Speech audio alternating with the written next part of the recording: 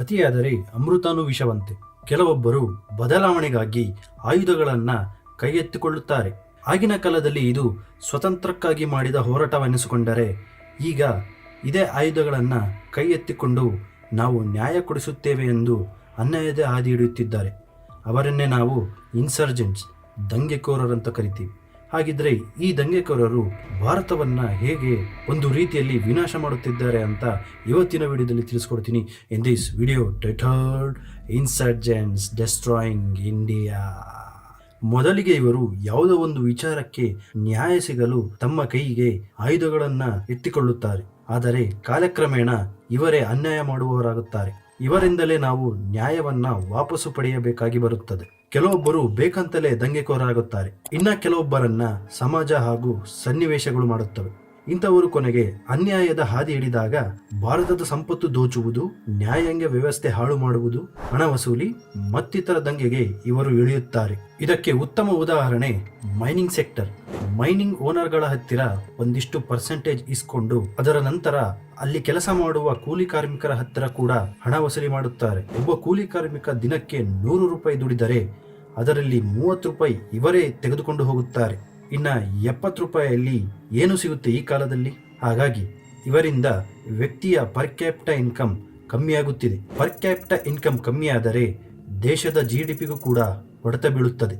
Mining ಲೂಟಿಗೆ ಉತ್ತಮ ಉದಾಹರಣೆ ಮಾವಿಸ್ಟ್ ಇನ್ಸರ್ಜೆಂಟ್ಸ್. ಇವರು ಹೀಗೆ ದುಡ್ಡು ವಸೂಲಿ ಮಾಡಿ 2011ರಷ್ಟೊತ್ತಿಗೆ 2,000 ಕೋಟಿಯನ್ನ ಕಬಳಿಸಿದ್ದಾರೆ. ಇವರಿಂದ ನೀವು ನಂಬ್ತೀರಾ ನಾವು ಚೀನಾದವರ ಮೇಲೆ ಡಿಪೆಂಡ್ ಆಗಿದ್ದೀವಿ ಅಂತ? ನಾವು ಯೂಸ್ ಮಾಡೋ phone, laptop, TV, fridge, AC ಅಷ್ಟೇ ಅಲ್ಲ, ಈ ಯೂಟ್ಯೂಬ್ ರನ್ ಆಗಲು ಕೂಡ ಸಾಫ್ಟ್ವೇರ್ ಬೋರ್ಡ್ ಒಂದು ಬೇಕು. ಈ ಎಲ್ಲ ವಸ್ತುಗಳನ್ನು ತಯಾರಿಸೋದು ರೇರ್ ಅರ್ತ್ ಎಲಿಮೆಂಟ್ಸ್ನಿಂದ. ಇವುಗಳ ಎಕ್ಸ್ಟ್ರಾಕ್ಷನ್ ಮಾಡೋದು ತುಂಬಾ ಕಠಿಣದ ಕೆಲಸ ಅಂದರೆ ಅಷ್ಟೇ ದುಡ್ಡು ಇಲ್ಲಿ ಓಡಾಡುತ್ತಾ ಇರುತ್ತದೆ.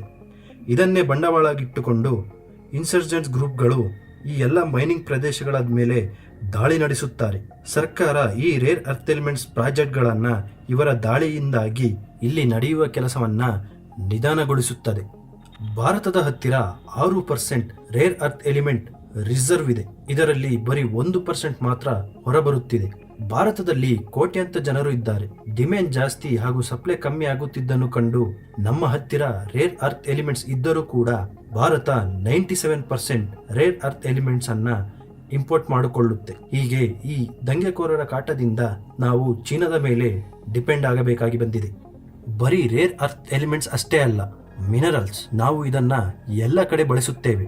ಡೈಲಿ ಲೈಫ್ ನಲ್ಲಿ ಬಳಸುವ ಈ ವಸ್ತುಗಳಲ್ಲಿ ಲಿಥಿಯಂ ಎಂಬ ಮಿನರಲ್ ಅತಿ ಹೆಚ್ಚಾಗಿ ಬಳಸುತ್ತೇವೆ. ಲಿಥಿಯಂ ಮೆಜಾರಿಟಿ ಜಾಸ್ತಿ ಪ್ರಮಾಣದಲ್ಲಿ ರಾಜಸ್ಥಾನ್, ಛತ್ತೀಸ್ಗಢ, ಜಾರ್ಖಂಡ್, ಮೇಘಾಲಯ, ನಾಗಾಲ್ಯಾಂಡ್, ಅರುಣಾಚಲ್ ಪ್ರದೇಶ್ ಹಾಗೂ ಕಾಶ್ಮೀರ್ ಈ ರಾಜ್ಯಗಳಲ್ಲಿ ಸಿಗುತ್ತದೆ. ಇತ್ತೀಚೆಗೆ 11 ತಿಂಗಳ ಹಿಂದೆ ಕಾಶ್ಮೀರದ ರಿಯಾಸಾಯ್ ಎಂಬ ಜಾಗದಲ್ಲಿ ಲಿಥಿಯಂ ಡೆಪಾಸಿಟ್ ಸಿಕ್ಕಿತ್ತು. ಇದನ್ನು ನಮ್ಮದು ಎಂದು ಟೆರರಿಸ್ಟ್ ಜೈಷ್ ಇ ಮೊಹಮ್ಮದ್ ಧಮಕಿ ಹಾಕುತ್ತಾನೆ. ಇದರ ಜೊತೆಗೆ ಕೆಲವೊಂದು ದಂಗೆಕೋರರ ಗುಂಪುಗಳು ಈ ಎಲ್ಲ ನಾರ್ತ್ ಇಂಡಿಯಾ ಸ್ಟೇಟ್ಗಳ ಮೈನಿಂಗ್ ಫೀಲ್ಡ್ಸ್ ಗಳ ಮೇಲೆ ಕಣ್ಣು ಹಾಕುತ್ತಿದ್ದಾರೆ.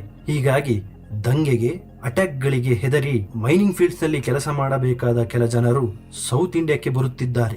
ಇದರಿಂದ ಇಲ್ಲಿನ ಕಾರ್ಮಿಕರಿಗೆ ಈ ಫೀಲ್ಡ್ ನಲ್ಲಿ ಕೆಲಸ ಕಡಿಮೆಯಾಗುತ್ತಿದೆ. ಯಾರದ್ದೋ ತಪ್ಪಿನಿಂದ ನಾರ್ತ್ ಇಂಡಿಯಾದ ಜನರು ಸೌತ್ ಇಂಡಿಯಾಗೆ ಬರುತ್ತಾರೆ. ಇವರಿಂದ ನಮಗೆ ಕೆಲಸ ಸಿಗದ ಕಾರಣ ನಾವು ಇವರನ್ನ ಗೆಟ್ ಔಟ್ ಎಂದು ಹೇಳಿ ಮತ್ತೊಂದು ತಪ್ಪು ಮಾಡುತ್ತೇವೆ. ಮೇಲೆ ಹೋಗಲು ಆಗದೆ, ಕೆಳಗೂ ಇರಲು ಆಗದೆ ಎಷ್ಟೋ ಜನರಿಗೆ ಜೀವನ ಬೇಸರವಾಗಿ ಹೋಗಿದೆ. ನಮಗಿರುವುದು ಒಂದೇ ಇಂಡಿಯಾ, ಆದರೆ ನಾರ್ತ್ ಇಂಡಿಯಾ, ಸೌತ್ ಇಂಡಿಯಾ ಎಂಬ ಕಲ್ಪನೆಗೆ ಒಂದು ವಿಧದಲ್ಲಿ ಈ ದಂಗೆಕೋರರು ಕೂಡ ಕಾರಣ. ಕೆಲವೊಮ್ಮೆ 2 ರಾಜ್ಯಗಳ ನಡುವೆ ಈ ಏರಿಯಾ ನಂದು, ಆ ಏರಿಯಾ ನಿಂದು ಎಂಬ ಜಗಳವಾಗಲಿ, ಹಾಗೂ 2 ಜನಾಂಗಗಳ ನಡುವೆ ಇರುವ ಆಚರಣೆ ವಿಚಾರಣೆ ಇನ್ನೊಬ್ಬರ ಮೇಲೆ ಹೇರಿದಾಗ ಆಗುವ ಜಗಳವಾಗಲಿ, ಈ ಎರಡರಲ್ಲೂ ಕೆಲವೊಬ್ಬರು ಕುಳಿತುಕೊಂಡು ಮಾತನಾಡಿ ಸಮಸ್ಯೆಯನ್ನ ಬಗೆಹರಿಸಿಕೊಳ್ಳುತ್ತಾರೆ. ಆದರೆ ಕೆಲವೊಬ್ಬರು ತಮ್ಮ ಕೈಗೆ ಶಸ್ತ್ರಾಸ್ತ್ರಗಳನ್ನ ಎತ್ತಿಕೊಳ್ಳುತ್ತಾರೆ, ತಮ್ಮದೇ ಆದ ದೇಶವನ್ನು ಮಾಡಲು ಹೋಗುತ್ತಾರೆ. ನಂತರ ಇವರೇ ದಂಗೆಕೋರರಾಗಿ ಜನಗಳ ಮಧ್ಯೆ ಬಾಂಬಿಂಗ್, ಗನ್ ಫೈರ್ ಮಾಡಿ ಪ್ರಾಣ ಹಾಗೂ ಆಸ್ತಿ ನಾಶ ಮಾಡುತ್ತಾರೆ. ಮಣಿಪುರದ ದಂಗೆ ಹೀಗೆ ಶುರುವಾಗಿದ್ದು 2 ಜನಾಂಗದ ನಡುವಿನ ಜಗಳ ಇನ್ಸರ್ಜೆಂಟ್ಸ್ ದಂಗೆಕೋರರಿಗೆ ತಲುಪಿದಾಗ ಜಗಳ ದಂಗೆಗೆ ತಿರುಗಿತು. 175ಕ್ಕಿಂತ ಹೆಚ್ಚು ಜನರನ್ನ ಬಲಿ ಪಡೆದುಕೊಂಡಿತು. ಹಾಗೆ 4786 ಮನೆಗಳು ಈ ದಂಗೆಯ ಬೆಂಕಿಗೆ ಆಹುತಿಯಾದವು. ಅಷ್ಟೇ ಅಲ್ಲದೆ ನಮ್ಮ ಸುತ್ತಮುತ್ತಲಿನ ದೇಶಗಳು ಅವರದ್ದೇ ಆದ ಕಾರಣದಿಂದಾಗಿ ಅಲ್ಲಿಯೂ ಕೂಡ ದಂಗೆಕೋರರ ಕಾಟವಿದೆ. ಇವರು ಇಲ್ಲಿಂದ ತಪ್ಪಿಸಿಕೊಂಡು ನಮ್ಮ ದೇಶದ ಈಸ್ಟ್ ಸೈಡ್ ರಾಜ್ಯಗಳ ಒಳಗೆ ನುಗ್ಗುತ್ತಾರೆ. ಇವರಿಗೆ ಇರಲು ಜಾಗವಿಲ್ಲದ ಕಾರಣ ಇವರು ನಕ್ಸಲ್ ಟೆರರಿಸ್ಟ್ಗಳಂತೆ ಕಾಡಿನ ಪ್ರದೇಶಕ್ಕೆ ನುಗ್ಗುತ್ತಾರೆ. ಅಡ್ಡದಿಡ್ಡಿ ಮರಗಳನ್ನ ಕಡಿಯುತ್ತಾರೆ, ಪ್ರಾಣಿ ಪಕ್ಷಿಗಳನ್ನ ಬೇಟೆಯಾಡುತ್ತಾರೆ, ದುಡ್ಡು ಪಡೆಯುತ್ತಾರೆ. ಆದರೆ ಇದು ಎಲ್ಲಿಯೂ ಕೂಡ ರಿಜಿಸ್ಟರ್ ಆಗುವುದಿಲ್ಲ. ಹೀಗೆ ಫಿನಾನ್ಷಿಯಲ್ ವಿಚಾರಕ್ಕೆ, ಎಂಪ್ಲಾಯ್ಮೆಂಟ್ ವಿಚಾರಕ್ಕೆ, ಜನರ ಪ್ರಾಣ ಆಸ್ತಿ ಪಾಸ್ತಿ ವಿಚಾರಕ್ಕೆ ಇವರಿಂದ ತೊಂದರೆಯಾಗುತ್ತಿದೆ. ಏನೇ ಆಗಲಿ, ಯುದ್ಧ ಮಾರಕ ನಡೆ. ಅದು ಹಿಂದಿನ ಕಾಲದಲ್ಲಿ ಆದಿದ್ದೇ ಆಗಲಿ, ಈಗಿನ ಕಾಲದಲ್ಲಿ ನಡೆಯುವ ಯುದ್ಧಗಳೇ ಆಗಲಿ. ಹಾಗಿದ್ದರೆ ಇವರ ಕಾಟದಿಂದಲೇ ಭಾರತ ತನ್ನ ಸೈನ್ಯವನ್ನೇನಾದರೂ ಹೆಚ್ಚಿಸಿಕೊಳ್ಳುತ್ತಿದೆಯಾ ಅಥವಾ ಇದಕ್ಕೆ ಬೇರೆ ಕಾರಣವೇನಾದರೂ ಇದೆಯಾ ಅಂತ ತಿಳ್ಕೋಬೇಕು ಅಂದರೆ ಈ ವಿಡಿಯೋನ ಚೆಕ್ ಮಾಡಿ. ಇಷ್ಟನ್ನ ಹೇಳುತ್ತಾ ಈ ಒಂದು ಎಪಿಸೋಡ್ ಅನ್ನ ಎಲ್ಲಿಗೆ ಮುಗಿಸ್ತಾ ಇದ್ದೀನಿ. ಅಲ್ಲಿವರೆಗೂ ನೋಡ್ತಾ ಇರಿ fact convoy YouTube channel. Thank you.